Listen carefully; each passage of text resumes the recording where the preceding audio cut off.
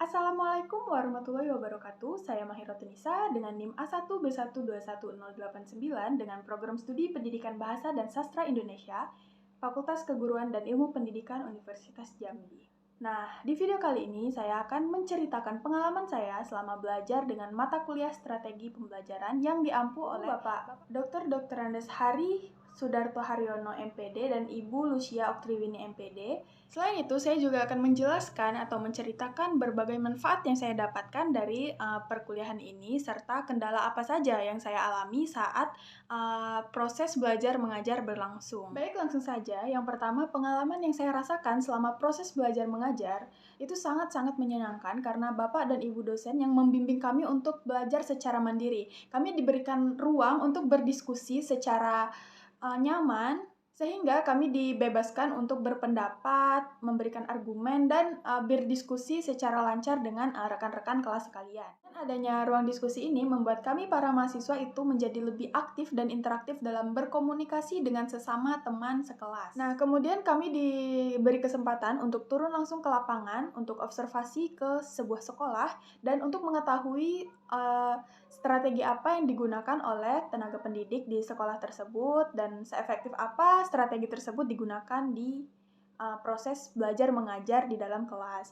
Nah, dari pengalaman ini kami jadi tahu ada banyak sekali strategi-strategi yang digunakan oleh guru untuk mencapai tujuan pembelajaran. Nah, itu juga disesuaikan dengan kemampuan peserta didiknya, kondisi, dan kesesuaian dengan materi yang diajarkan di dalam kelas.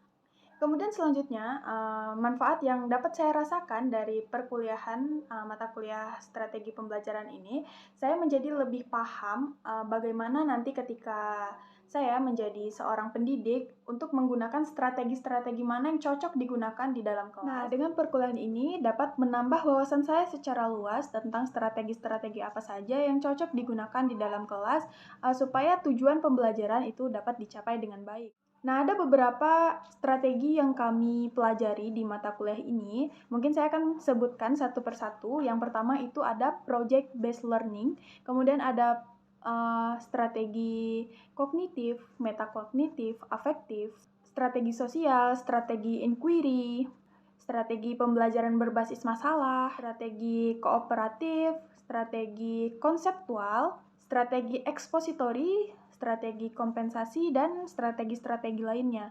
Ada banyak sekali strategi-strategi yang digunakan oleh guru di dalam kelas agar tujuan pembelajaran itu dapat dicapai dengan baik. Nah, tinggal kita bagaimana cara kita mencocokkan bagaimana strategi tersebut dapat menambah kemampuan siswa dan memudahkan siswa dalam proses belajar mengajar. Nah, mungkin di lain kesempatan kita akan membahas lebih jauh mengenai macam-macam strategi yang sudah kami pelajari. Ditunggu saja ya teman-teman. Nah, baik, lanjut kita ke kendala apa saja yang saya alami selama mengikuti perkuliahan di mata kuliah strategi pembelajaran ini. Seperti yang di awal tadi sudah saya katakan bahwa Bapak dan Ibu dosen kami itu mengajarkan kami untuk belajar secara mandiri. Nah, di mana terkadang kami melakukan diskusi itu melalui ruang Zoom atau daring. Itu saja, dengan perkuliahan online ini membuat kami sedikit terkendala, baik itu dari jaringan yang kurang mendukung maupun kondisi sekitar yang terkadang kurang mendukung juga. Memang selalu ada dampak positif dan negatif dari pembelajaran online ini, di mana dampak positifnya yang pertama, kami para mahasiswa itu jadi lebih bisa memanfaatkan teknologi yang ada.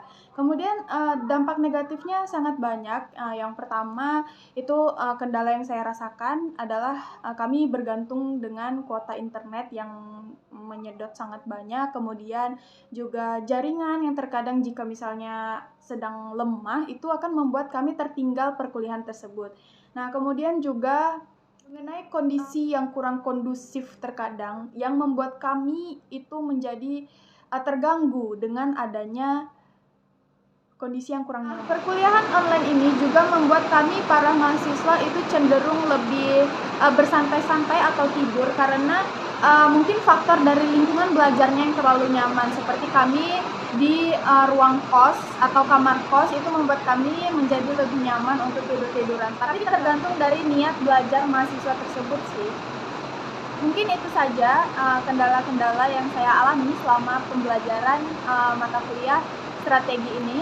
Nah, itulah tadi yang dapat saya ceritakan dari pengalaman belajar dalam perkuliahan strategi ini, kemudian juga manfaat yang saya dapatkan, dan juga kendala apa saja yang saya rasakan selama perkuliahan berlangsung. Nah, mungkin itu saja. Saya mohon maaf jika terdapat pengucapan yang salah. Kurang lebihnya saya mohon maaf. Dan saya juga berterima kasih kepada Bapak dan Ibu dosen pengampu yang sudah membimbing kami selama 1 semester terakhir. Saya akhiri, wassalamualaikum warahmatullahi wabarakatuh.